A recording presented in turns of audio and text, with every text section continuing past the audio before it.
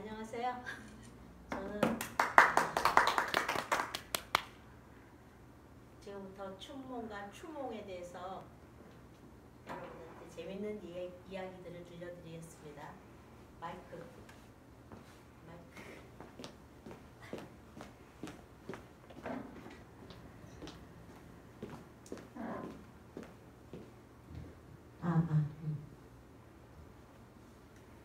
우선 그냥 옛날 얘기 듣는다고 생각하시고 재밌게 들으시면 돼요. 우선 춘몽에 대한 이야기를 그동안 이렇게 내려오고 있는 고사에서 어떻게 얘기되고 있는지 몇 가지 고사 얘기를 말씀드리고, 그 다음에 춘몽을 알고 추몽을 얘기하면 춘몽과 추몽이 어떻게 다르구나 하는 걸 느끼게 될 거예요.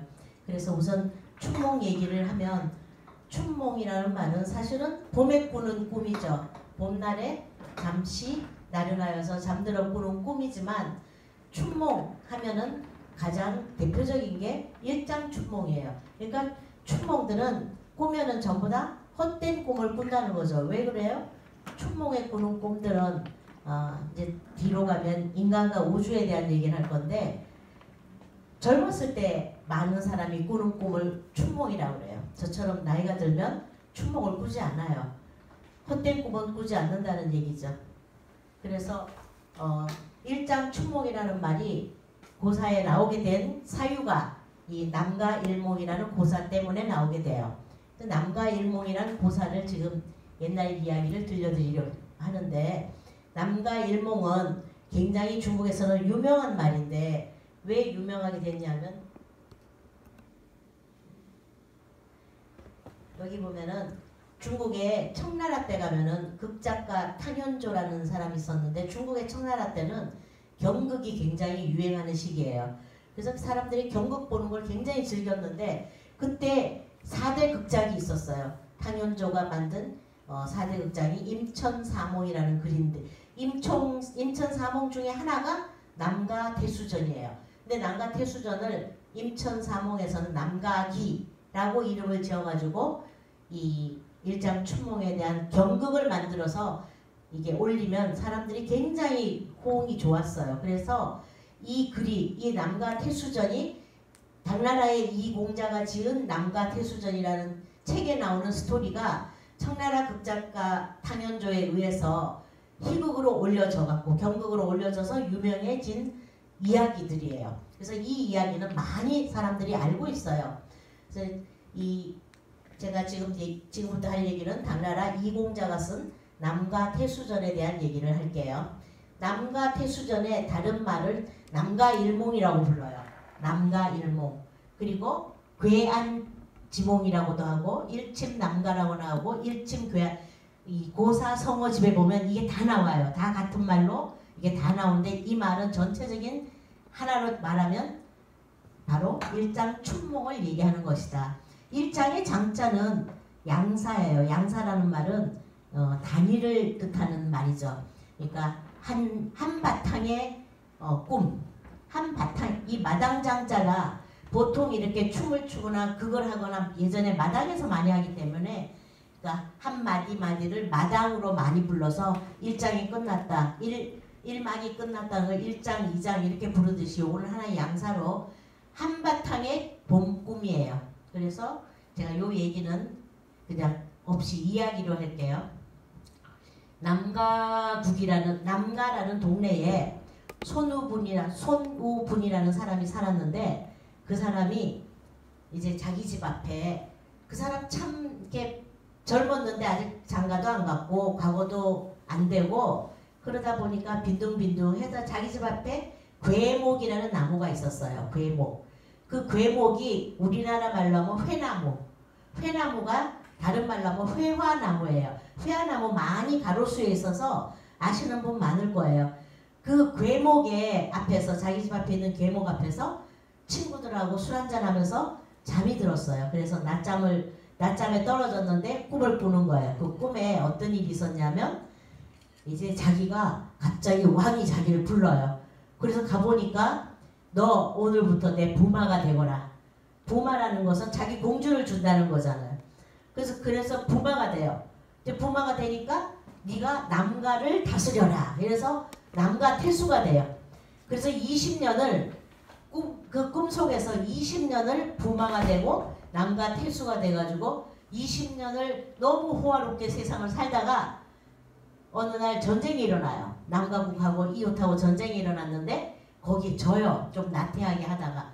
그래서 왕이 실망을 한 거예요. 너 안 되겠다. 너 돌아가라. 그러고는 사람들 시켜서 끌어내라. 그러니까 안 가겠다고 그런 걸 막 끌어내요. 끌어내고 왕이 하는 말이 너 3년 뒤에 내가 다시 부를게. 그러고는 끌려나가요. 그러고는 깬 거죠. 깨보니까 꿈이었다는 거죠. 정말 일장춘몽이었어요.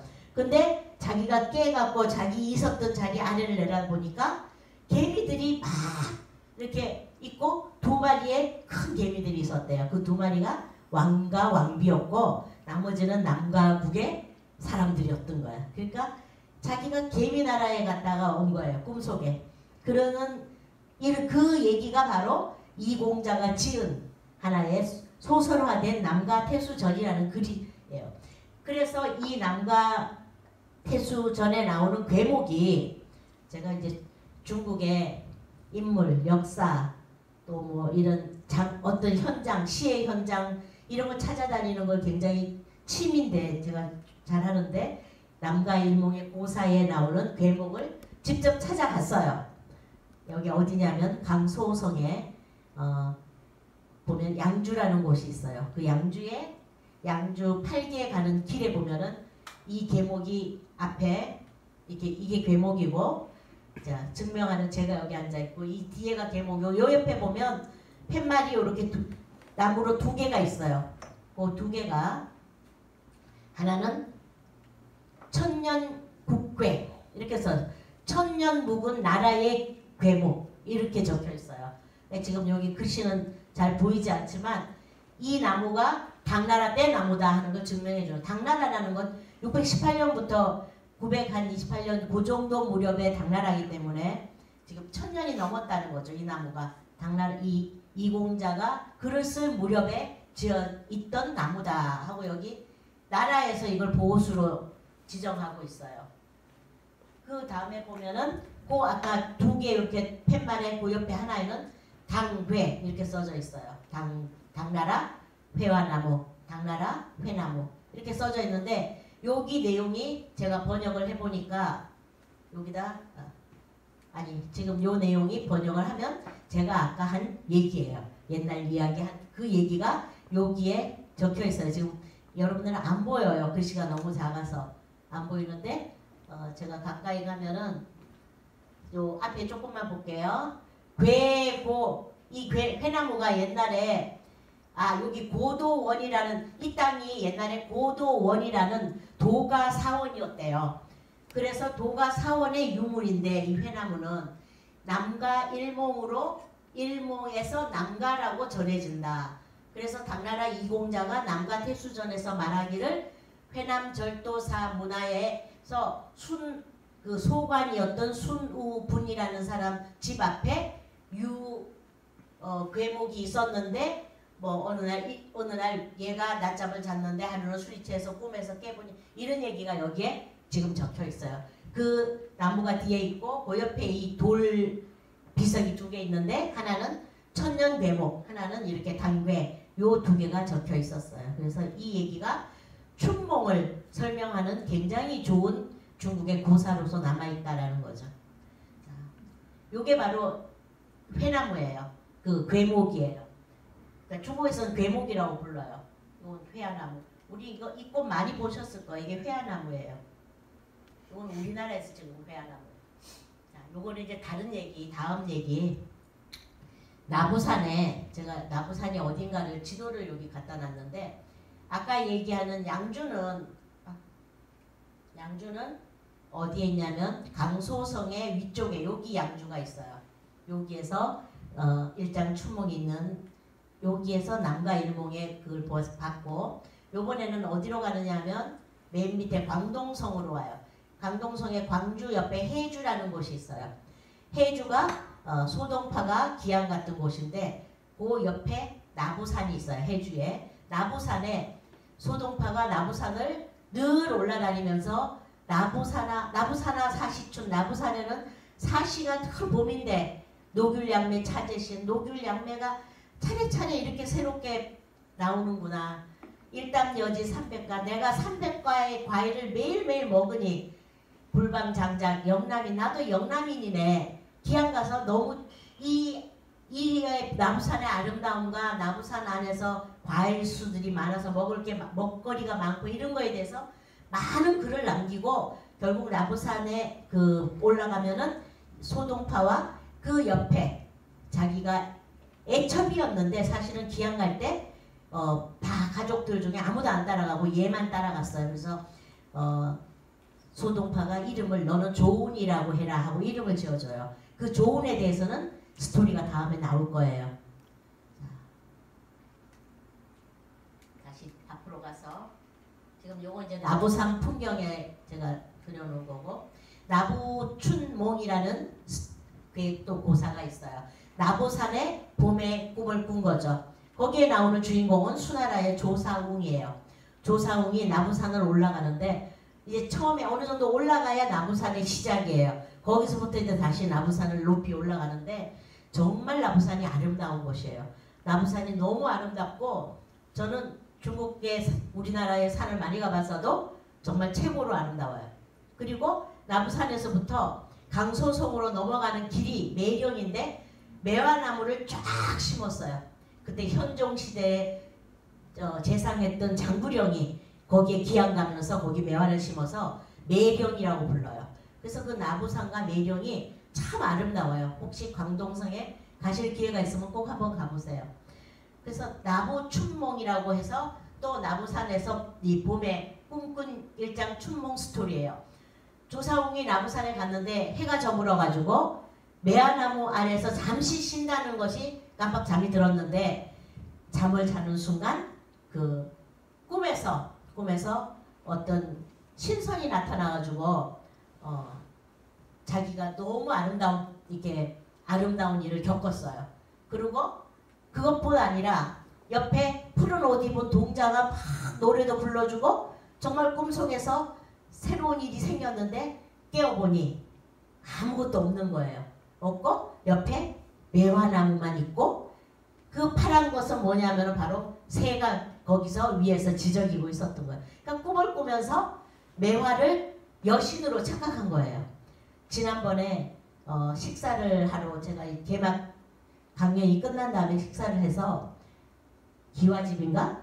거기에 식당에 갔더니 매화나무가 한 100호 정도 되는 그림의 옆에 매화몽지춘, 매화몽지향 이렇게 이렇게 화제라고 그래요. 그림에다 붙이는 글을 화제가 향이라고 적혀 있었는데 그 매화몽이 이걸 얘기하는 거예요. 나부춘몽을 얘기하는 거예요.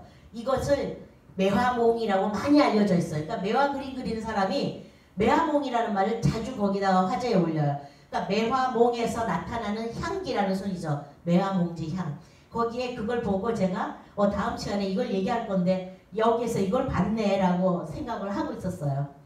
그래서 거기에 깨어보니까 매화나무가 바로 매화신이었던 거예요. 그 미hin이 자기랑 그렇게 하루 저녁을 너무 아름다운 밤을 보내다시피 했는데 그게 깨보니까 매화의 신이었고 거기서 지저귀던 푸른 동자는 바로 푸른 새였어요. 그래서 이 나무를 지금도 거기 가면 매화에다가 그 자리에 있는 나무를 매화를 이름을 나부매라고 불러요. 나부매라고. 그래서 이 꿈을 나부춘몽이라고 해요. 이거는 용성록은 누가 지었냐면은 당나라 말기에 유종원이 지었어요. 중당시기에 유종원이 용성록을 지었는데 이 여기에 나부춘몽의 스토리가 나와요. 그러니까 당나라 때가 글이 참 다양하고 아름다운 글이 시만 많은 게 아니라 시사부 전 이 문장이 당나라에 많은 작품을 남겼는데 이런 스토리들도 고사들도 다 당나라에서 내려온 작품들이에요. 그 다음에 제가 하나만 더 춘몽 얘기를 하고 여기 가면은 여기 매화몽의 몽지 꿈이라고 여기다 매화 나부지몽이라고 써져 있어요. 지금 이 나무에 가려서 제가 이게 지금 불이 어두우면 글이 보일 텐데 안 보여요. 또 글씨가 안 보여서 여기가 바로 여기에 바로 옆에 요렇게 돌로 적혀놨는데 여기에 뭐라고 적혔냐면 지금 보면은 나부사나 매화촌 그렇게 썼죠. 여기는 옥설위골 빙위혼 여기 갑니다. 여기에 뭐라고 써있냐면 나부사나 매화촌 옥설위골 빙위혼 분분초의 월계수 경경 독여참 항원 요렇게 써져 있어요. 나부매 옆에 나부 정자가 있고 그 앞에 이 돌이 있어요. 이게 이제 제가 해석해보면 나부산 아래에 매화촌이 있는데 옥설로서 뼈대를 만들고 얼음으로서 혼을 삼았네. 나무 얘기하는 거예요. 왜냐하면 꽃 피면 하얀 꽃이 피니까 분분하게 어수선하게 많이 있어서 처음에는 월계순가 의심했는데 경경 밝고 밝게 비치는 게 여참 참성 별 이름이에요. 참성과 더불어 유독 황혼에 유독 밝게 빛나는구나. 나부하고 그 별하고가 그 밤에 황혼을 밝히고 있구나. 이런 시를 거기다 지어놨어요. 그래서 지금 춘몽에 일장 춘몽에 대한 이런 고사들을 제가 해드렸던 이유는 춘몽이라는 자체가 이렇게 좀 헛된 꿈이기도 하지만 뭐 이렇게 앞으로 미래에 더 밝은 미래, 아름다운 거 이런 것을 많이 추구하는 것이 바로 춘몽이다 라는 얘기를 하려고 제가 얘기를 가져왔어요. 그 다음에 꿈 얘기가 하나 더 중요한 얘기가 있어서 요거는 이제 여러분이 이거 초나라인데 뭐 초나라 다 아시는 분도 많겠지만 BC 2013년에서부터 BC 221년까지를 주나라라고 그래요. 주나라. 그죠? 주의 중간까지 771까지를 앞에를 서주라고 그러고 수도를 옮기는 이 유왕의 정치를 못해서 수도를 옮기면서부터 동주라고 그래요. 근데 이 동주가 반으로 475년에 반으로 나서 요 시대를 춘추시대라고 그러고 요 시대를 전국시대라고 그래요. 그래서 요 시대에 공자님이 나오시고 요 시대에 맹자님이 나오셨잖아요. 자, 요 시대에 말고 지금 전국시대에 자, 칠웅이 있었죠. 7개의 큰 서로 다투는 칠웅이 있었는데 그 중에 하나가 초나라예요. 자, 요 전에를 춘추시대를 문학적으로는 시경시대라고 해요. 전부 다 시경이 주가 되는 시대예요. 왜 시경이 주가 되냐면은 시라는 것은 그 앞에서부터 그 옛날 이전에 주가 있기 전에 하은 나라가 있었는데 하은주의 모든 돌아다니는 시를 이 공자님이 춘추시대에 다 모아가지고 딱 그 뭐 풍아속 요런 거에 풍아송에 어울리는 것들만 다 모아서 303수인데 대충 300수 정도를 모아서 시경을 만들어요. 그래서 여기까지는 모든 문학이 시경으로 통해요. 그런데 전국시대에 가면 시경에서 더 나가서 초나라 문학이 굉장히 유명해져요. 그 초나라 문학 중에 대표적인 두 사람이 한 사람은 구런이고 한 사람은 송옥이에요. 이 사람들은 시를 안 짓고 사부를 져요. 사와 부는 시하고 다른 점은 시는 네자나 시경은 다 네자씩 떨어져요. 그 다음 나중에 당나라 시는 5원이나 7원으로 가요. 그런데 사나 부는 그냥 길게 문장을 만드는 거예요. 오늘 해가 아름답게 떴다. 증천에 떠올라서 내가 거기를 올라가니 거기에 마침 동자가 한 명 있어서 나를 어떻게 했다. 이런 스토리를 그냥 쭉 하는 게 사부예요. 자, 그 사부 중에 하나가 송옥의 운몽이라는 글이 있어요. 운몽. 자, 한번 요거를 제가 한번 쭉 볼게요. 한 분 아실 것 같은 분만 따라오셔요. 석자에 옛날에 초나라 양왕이 여송옥, 송옥과 더불어 유어 운몽지대, 운몽의 누대에서 논이뤘다. 그런데 고당의 높은 것을 바라보다가 그 그 위에 유독 운기가 있었다. 구름 기운이 하늘에 그 고단 위로 구름의 기운이 있었다. 그런데 채연하게 직상하니 채영은 위로 올라가서 구름이 이렇게 모이는 거예요. 하나로 모이니 호련히 개용했다. 호련히 그 모양이 바뀌어. 구름의 모양이 뭉게 구름이었다가 모여갖고 이렇게 컸다가 이렇게 모양들이 다 자꾸 바뀌었다는 거죠. 수유지간에 수유는 잠깐 동안에 변화무궁했어. 무궁은 끝없는 거. 변화가 끝이 없었다. 그러니까 이게 무슨 일인지 운몽의 누대에 올라가서 고당을 바라보니 그냥 운기가 착 껴가지고 그게 위로 가서 쭉 모이더니 모양이 이랬다 저랬다 잠깐 사이에 변화가 막 다양했다는 거예요. 그래서 왕문오괄 왕이 송옥에게 물어보기를 하기야 도대체 이거 무슨 기운이야 물어보니까 송옥이 대답하기를 이것은 조운이라는 것입니다. 또는 조운은 나중에 사람 이름으로 쓰여서 자자가 들어가면 이름도 되고 것도 되지만 여기서는 그냥 조운이랍니다. 그랬어요. 그러니까 왕이 무엇을 일러 조운이라고 하느냐 하니까 송옥이 석자에 옛날에 선왕은 초나라 양왕의 아버지죠. 선대왕이 이 말이니까 휘왕이에요. 선왕이 일찍이 고당에서 여기 논이뤘는데 옛날 선왕도 여기 지금 우리가 있는 고당에 와서 노르셨는데 그때 나른하여서 주침하여서 낮잠을 잠시 그 고당에서 잠이 들었는데 꿈에 견일부인 한 사람의 부인을 보았습니다. 근데 이 부인이 뭐라고 그러냐면 첩은 무산지녀입니다. 저는 무산의 여인입니다.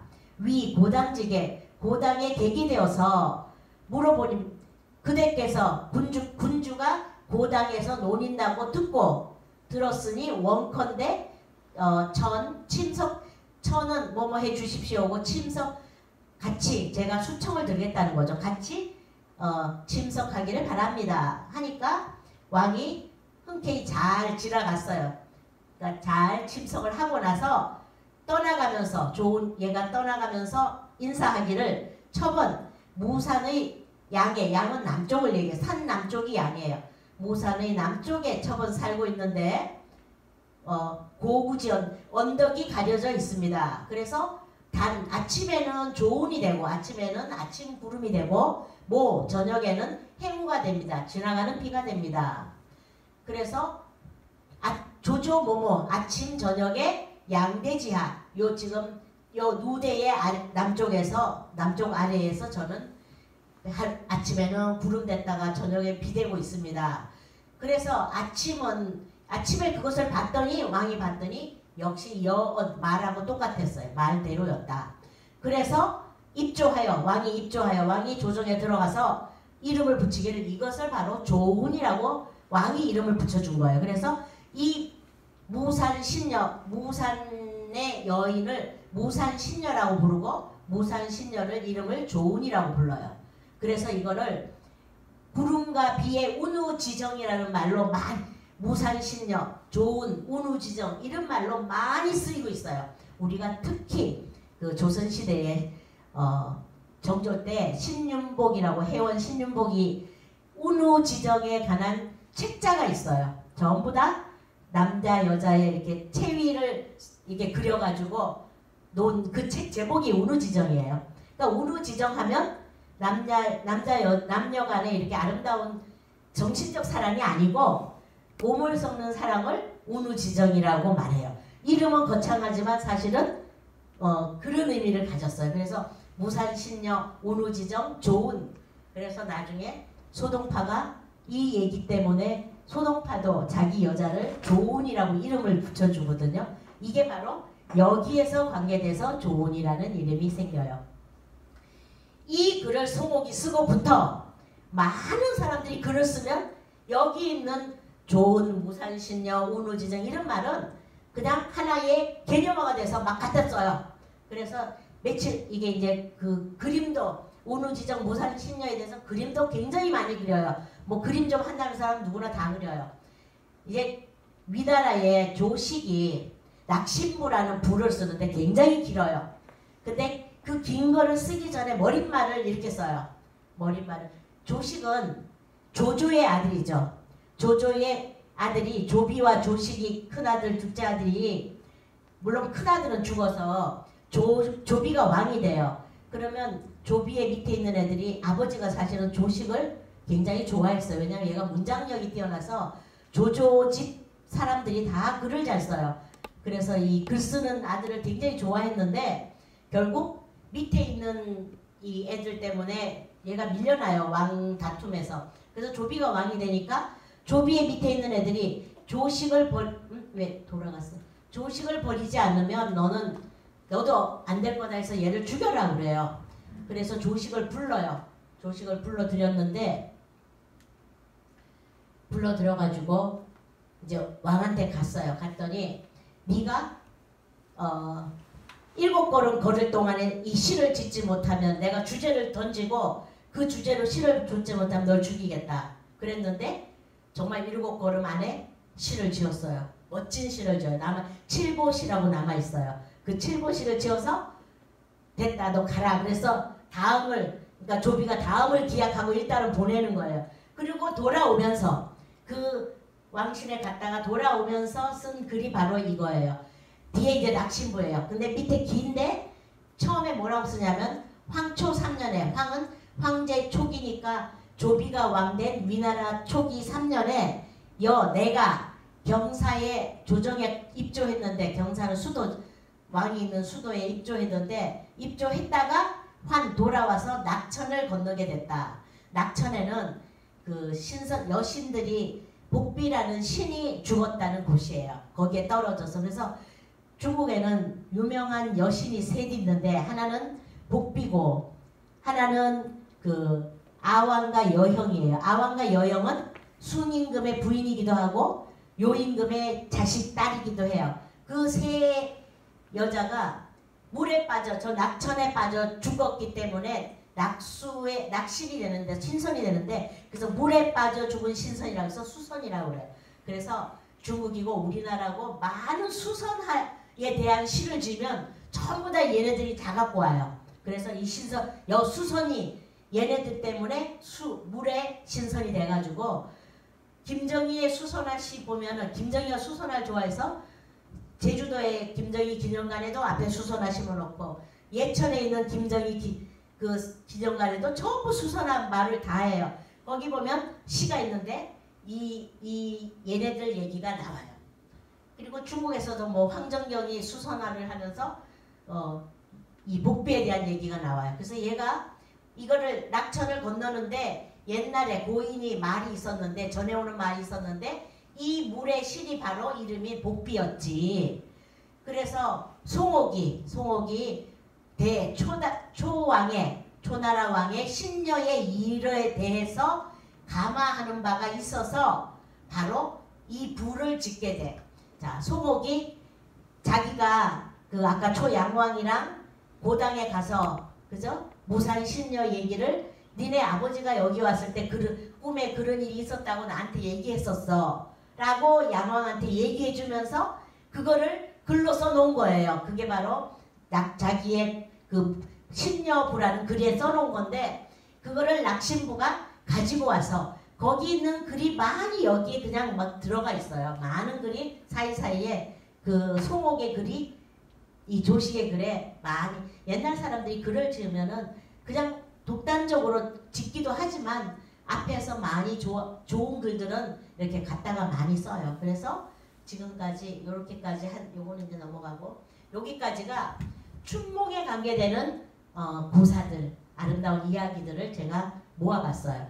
이제 추몽을 하면 춘몽하고 비교가 돼요. 추몽 얘기를 지금부터 하면은 지금부터 추몽 얘기를 할게요.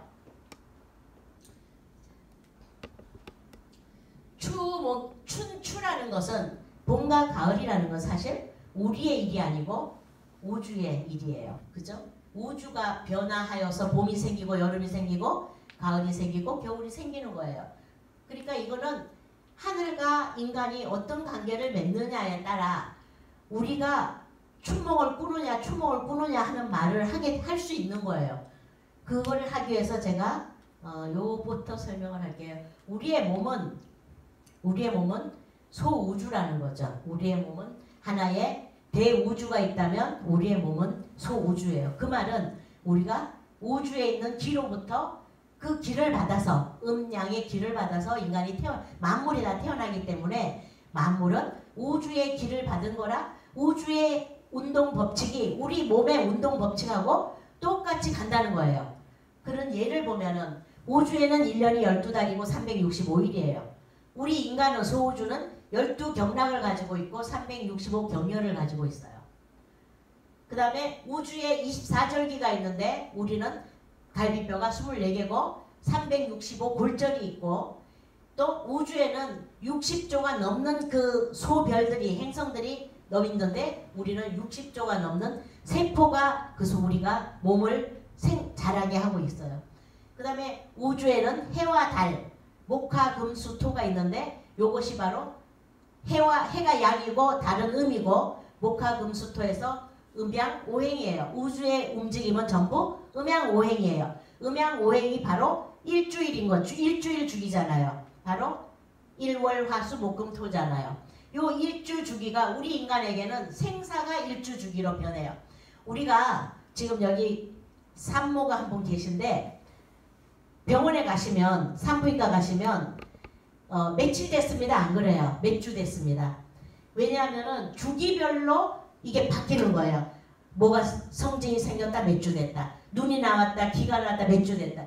주를 가지고 알지 며칠로 아는 게 아니라 우리가 지금 이제 나이가 들면 점점 노쇠해가고 늙어가는데 매일매일이 몸이 달라 하지만 사실은 몸이 매일매일 변하는 게 아니라 주기별로 주기를 중심으로 움직여요. 그래서 우리가 죽어서도 우리가 49제를 지나잖아요. 7일씩 7번을 그러니까 7일 지나면 요만큼 나가고 또 7일 지나면 이만큼 나가고 7번이 돼서 49일이 돼야 이승을 떠난대요. 그래서 49제에 탈상을 하는 거예요. 물론 옛날 사람들은 뭐 3년상도 했지만 그게 뭐냐면 7일을 주기로 인간의 몸이 움직이고 있다는 거예요. 그게 바뀐다는 거예요. 그래서 우주의 7일과 음양오행의 음양과 오행의 합한 7일과 인간의 생사 주기는 같다. 이런 것들이 지금 이거는 우리의 보통 뭐 황제내경이나 동양학에도 나오는데 서양 의사인 앙드레 지오르단이라는 내 몸의 신비라는 서양 의사가 쓴 책에도 이 내용이 그대로 나와요. 이 내용이. 이 사람은 분명히 동양학을 공부를 했을 거예요. 왜냐하면 서양에서는 경락과 경혈을 신경 쓰지는 않는데 이걸 쓴 거 보면은 이 사람 책에도 이게 쓰여 있어요. 동양학에는 당연히 쓰여 있고 서양학에도 내 몸의 신비에 이게 써 있다는 거예요. 그래서 이 사람 글을 읽어보면 이런 말이 나와요. 우리 몸속에서 1분마다 2억 개의 세포가 새로 생성되며 1초에 200만 개가 넘는 적혈구가 모두 새 곳으로 교체된다.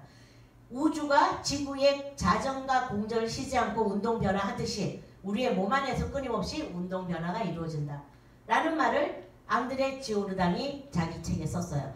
우리는 이걸 동양학에서 이렇게 인간은 소우주다. 대우주하고 같이 이렇게 간다라고 말을 하는데 지금 이렇게 서양학자도 이런 걸 이해하고 있다는 거죠.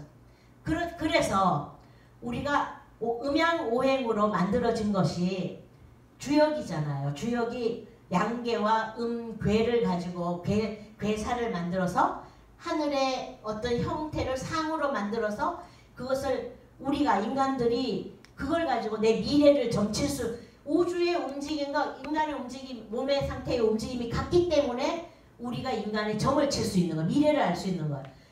그런데 별자리를 가지고도 점을 치죠. 그 별자리를 어떻게 그러면 우주점, 우리가 보는 주역점과 별자리 점은 틀리냐? 같아요. 왜 같을까요?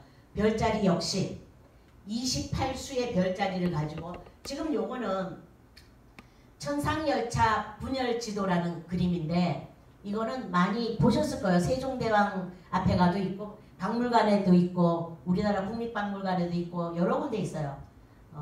천상열차 이거는 우주 그 하늘에 별자리를 다 그려놓은 거예요. 요 동그란 건 은하수고 요 별자리 모양의 요걸 보면 달의 움직임이 28일 되면 28일 되면 제자리 돌아와요.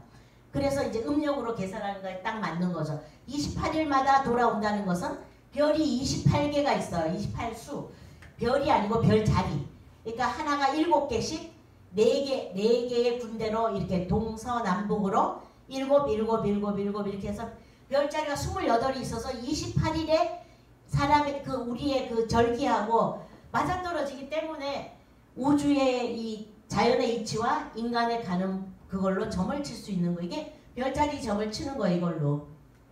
그래서 제가 다시 이제 기로 봄, 여름, 가을, 겨울에 대한 얘기를 하자면, 자, 우주의 봄, 여름, 가을, 겨울은 우주는 밤과 낮으로 둘로 쪼개기도 하고 이 우주의 한 시기를 봄, 여름, 가을, 겨울로 쪼개기도 해요. 자, 인간하고 같이 비교를 할게요. 자, 인간이 봄이면은 보통 한 세대가 30살이 한 세대예요. 세대 교체가 되면 30살로 따지는데, 자, 30살까지가 봄이에요. 그럼 30살까지는 농사 짓고 하면 봄에는 기초적으로 씨 뿌리고 준비하는 과정이에요. 인간도 30살까지는 준비하는 과정이에요. 다음을 살기 위한 준비를 해야 돼요. 공부하고 인격을 갖추고 모든 걸 준비하고, 여름이 되면 준비한 걸 가지고 이제 무럭무럭 성장하는 거죠. 그 준비한 걸 가지고 사회에 나가서 계속 성장하고 정신적으로도 육체적으로도 돈도 벌고 모든 거를 해야 되는 시기가 다 여름까지예요. 그래서 여름까지는 형기가 움직여야 돼요. 형기가 움직여서 봄, 여름을 애써서 나를 가꾸고 늘 이렇게 노력해서 올라가야 되는 단계예요. 이때는 우리가 살아있는 동안, 가을까지는 살아있는 동안이라 생기가 있어야 돼요. 살아있는 길을 생기가 있어야 돼요. 그 다음에 이제 가을이 되면 여기 60살까지예요. 60살 되면 이제 은퇴하고, 자, 여기까지는 꿈을 꾸면 아까 같이 일장춘몽도 꾸고 그 다음에 이상을 펼치는 꿈도 꾸고 막 넓히는 꿈을 꿀 수 있는 거예요. 근데 가을이 되면 이제 달라지죠. 모든 것을 놓는 시기잖아요. 가을이 돼서 이제 와서 내가 뭘 해보겠다 하고 하면은 잘 될 수가 없어요. 이때까지 다 맞춰야 돼요.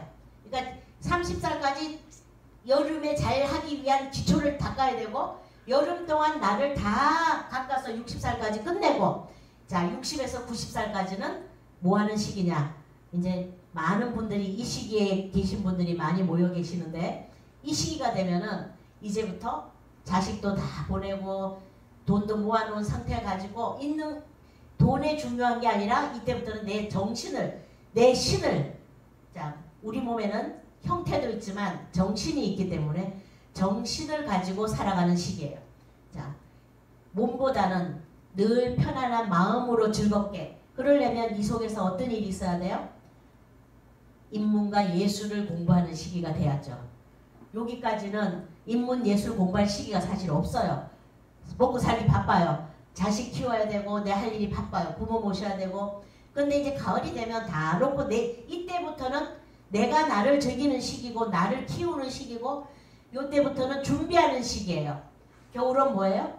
내가 왔던 곳으로 돌아가는 시기예요. 가서 동면하는 거예요. 내가 처음에 기에서 봄에 왔으니까 그 왔던 곳으로 돌아가는 곳이에요. 우리가 죽는다는 개념이 아니고, 그러니까 가을에는 죽음에 대한 두려움 이런 걸 없애기 위해서라도 내가 가을을 잘 살면 죽음이 두렵지 않아요. 그냥 돌아가는 거나 하는 걸 알게 되고 편안해져요. 그러니까 이 가을을 잘 지내야 되기 때문에 가을에 꾸는 꿈은 어떤 꿈을 꾸는지를 제가 한번 볼게요. 자, 가을 꾸는 꿈 중에 가장 대표적인 꿈이 장자의 호접지몽이라는 꿈이 있어요. 장자를, 그래서 저는 이 유학 공부는 아까 얘기한 봄, 여름까지 열심히 유학 공부를 하고, 가을이 되면 장자를 공부해야 된다고 생각해요. 장자는 놔버리는 공부예요. 나를 놔버려요. 무아의 나를 놔버리고 내 자신에 대한 나라는 생각을 놔버리게 되면 만물이 다 같아져요. 나라는 개념이 있기 때문에 우리는 맞고 너네는 틀려, 이런 시비의 문제가 생기는 거지, 나라는 개념을 내려놓으면 시비가 생기지 않아요. 너네는 너네 생각, 나는 나의 생각, 다름으로 가는 거죠. 모두가 다름으로 가는데 나라는 개념이 강해지면 다름이 될 수가 없고 나는 맞고 너는 틀리다가 되는 거예요. 근데 부부싸움을 많이 하는 이유도 나는 맞고 너는 틀리기 때문에 싸우는 건데 그거를 생각을 나하고 저 사람하고는 다르구나. 다를 수 있구나. 왜? 타고날 때 저 사람은 목성으로 타고났고 나는 화의 기질을 갖고 타고나면 원래부터 나는 이런 사람이고 저 사람 저런 사람이니까 저걸 내가 왜 틀리다고 말해야 돼? 라는 것을 알게 되면 그 다음부터 편안해지고 좋아지는 관계를 맺게 돼요. 그래서 호접지몽이 그런 걸 가르쳐 주는데 호접지몽이라는 것은 호접은 나비예요. 나비의 꿈이거든요.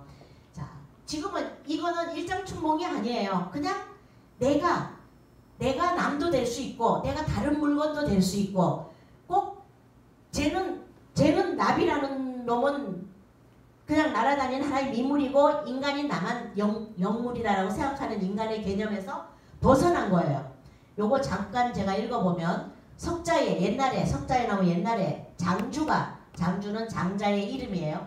장주가 꿈에 호접이 되었다. 근데 허허연하게 펄렁펄렁 하는 게 호접 나비였다. 아주 훨훨 날아다니는 나비였다. 자유적지여 그 뜻이 아주 적당한 그 아름다운 뜻이 그걸 스스로 깨달아서 내가 너무 좋구나. 이 상황이 나는 너무 좋구나. 그리고는 자기가 장주임을 알지도 못해. 자기가 나비가 된 거야. 그래서 그 상황이 바로 적지야. 그 뜻이 딱 맞는 거야. 나비 나는 거하고 자기하고 딱 적지가 되는 거야. 그래서 아연교하니 아연은 갑자기 깨어나니 거거연하게 주더라. 거거연은 그냥 내가 깨어나니까 다시 주가 됐네. 장주가 됐네. 그래서 부지 알지 못했어. 주지몽의 호접인지 장주의 꿈에 호접이 된 건지 호접지몽의 호접의 꿈에 장주가 된 건지 내가 꿈에 나비가 된 건지 나비 꿈에 내가 된 건지 사실은 모르는 거예요. 우리가 지금 우주 안에서 태어나서 살고 있지만 사실 우주에서 바라볼 때 우리는 잠깐 낮잠 자는 동안 우리가 100년 살다 가는 거하고 다를 바 없어요. 그냥 그 속에 돌아가서 겨울로 돌아가서 내가 왔던 곳으로 돌아가서 그곳이 오히려 오리지널이 되고 여기에 지금 막 사람들하고 볶이며 살고 있는 여기가 내가 꿈속일 수도 있는 거예요. 그러니까 생각의 다름으로써 모든 것이 달라질 수 있다는 얘기를 장자가 하면서 그래서 마지막에 주여호접 주와 나비는 반드시 분이 있다는 거지. 이게 분이 지난 개막 시간에 교수님이 설명하신 경계예요. 나비와 나 사이에 반드시 경계가 있어요. 얘는 곤충이라는 가졌고 나는 인간이라는 것을 이름을 가졌기 때문에 유분이 있어요. 그래서 이런 것을 물화라고 한다. 물과 물 사이를 왔다 갔다 변화하는 물화라고 한다. 즉 물화는 유분이고 유분은 바로 경계의 의미예요. 그래서 이 물화라는 의미가 뭐냐면 나도 그 대상이 될 수 있고 그 대상도 내가 될 수 있어요. 그래서 대상과 나 사이에 경계가 없는 허물어져 버리는 상황을 물화라고 그래요. 그러니까 우리가 지금 다 남이죠. 남이고 나는 나만 어떻다. 이 상대가 없으면 내가 키가 작다 키가 크다 말 안 해요. 근데 내 옆에 커다란 섬이 서 있으면 나는 상대적으로 갑자기 작아지죠. 나 왜 이렇게 조그매. 그리고 옆에 미스 코리아가 서 있으면 나는 나 왜 이렇게 못생긴 거야. 이게 상대적인 거예요. 나 혼자 있으면 내가 혼자 거울 보고 있으면 내가 세상에서 제일 이뻐요. 거울아 누가 제일 이쁘니? 내가 제일 이뻐요. 이거는 모든 게 나라는 개념 때문에 상대가 있어서 상대가 있을 때만 이런 게 시비가 생기는 거라는 거죠. 그래서 물화 될 수 있고 물화 일체가 될 수 있다면 나와 너와 분별을 잊어버린다고. 나라는 개념을 다 내려놔 버려서 무기 자기가 없는 것, 망아 나를 잃어버리는 것, 오상아 여기 나는 내 지금의 나고 여기 나는 나라는 의식을 가진 나예요. 여기는 의식이 없는 나. 내가 나라고 생각하는 의식을 잃어버린 나. 이런 것들이 장자가 가르치는 가르침이에요. 이걸 놔버리면 지금 아까 봄, 여름 이 춘몽을 꾸고 이런 앞으로의 뭐 헛된 일 이런 걸 생각하지 않는다는 거죠. 저절로. 그래서 이렇게 되면 시비, 선악, 미추, 빈부, 화복 이런 구분이 없어져요. 전부 다 상대적인 거기, 상대 때문에 생기는 거지. 우리 옆집이 평수가 나는 20평에 사는데 저 집이 60평이야. 그럼 나는 상대적 빈곤이지. 없는 사람한테 비하면 나도 부자거든요. 그러니까 이거는 빈부라는 거 이런 것들은 다 나라는 개념 때문에 생기고 상대라는 나 때문에 상대가 생기는 거지. 내가 없으면 상대도 없어요. 우리 그냥 다 우리 하나가 되는 거예요. 그래서 만물일여가 된다. 다 만물이 다 하나가 되는 거예요. 제가 여기 베르나르 작품을 소개하려고 하는데 베르나르 베르베르가 요즘에 대세로 많은 책을 써가지고 이 사람이 주인공이 인간이 아니에요. 개미가 주인공이고 고양이가 주인공이고 그 다음에 나무라는 글에서는 또 물건들이 뭐 커피포트며 이런 컴퓨터 물건들이 다 주인으로 삼고 인간을 대상으로 삼아요. 그러니까 우리는 늘 인간이 주인공이고 물건 다른 거를 대상으로 삼아서 소설 글만 봤는데 그 사람이 글이 센세이션을 일으키는 이유가 대상을 바꾼 거예요. 걔네들이 대상이고 거꾸로 인간을 바라보면서 비평도 하고 문제점을 하고 이런 얘기를 하고 있어서 만물일여에서는 반드시 나라는 개념, 우리 인간이 주가 되는 걸로 보지 않는다는 거죠.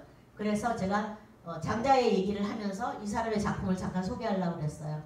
시간이 많지 않으니까 작품 소개를 몇 개 하려고 생각했는데 그만하고 그래서 무의자연, 자연이라는 말은 nature가 아니에요. 저절로 그러함. 자자가 저절로 이거 그러 무의 하는 일이 없다는 건 아무것도 안 한다는 게 아니에요.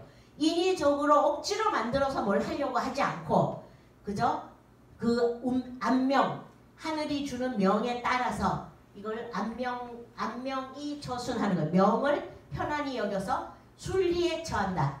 그렇게 살아가는 삶이 무의자연의 삶이고 무하유 어떤 뜻한 바가 없는 거예요. 무하유지향은 내가 꼭 가야 하는 목적지가 없는 거예요. 그리고 안명하고 처순하는 이런 삶을 사는 시기가 가을이라는 거죠.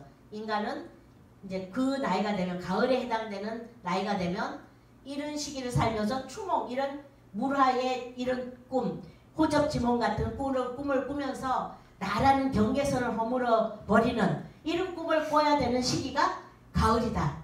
그러니까 봄과 아까 봄 얘기하는 추몽은 완전히 다른 꿈이라는 걸 이해하셨죠 이제는. 그래서 제가 춘몽과 추몽을 비교를 했어요. 자, 제가 시간이 1시간 강의라 더 조금 할 얘기는 좀 더 있는데 요거는 이제 천문의 별자리를 제가 써놨는데 여기 하나 둘셋넷 다여 7개 요렇게 7개씩 요렇게 4개 4 요렇게 이거지 뭐 현무 주작 동방 이렇게 해갖고 28수의 천문도예요. 이게 28이니까 우리 인간의 하루가 28일로 계산해서 우리의 하루의 삶과 하늘의 별자리를 가지고 점을 칠 수 있는 거예요. 그래서 이거 우리 뭐하고 비슷해요? 우리나라가 우리 쓰고 있는 유판하고 똑같죠. 유판이 이렇게 그리잖아요. 유판은 천문도다. 별자리다. 그래서 오늘은 이 정신의 관계를 좀 설명하려고 사실은 정신 준비를 해왔는데 그냥 여기서 시간도 됐고 여기서 마치도록 하겠습니다. 여러분 들어주셔서 대단히 감사합니다.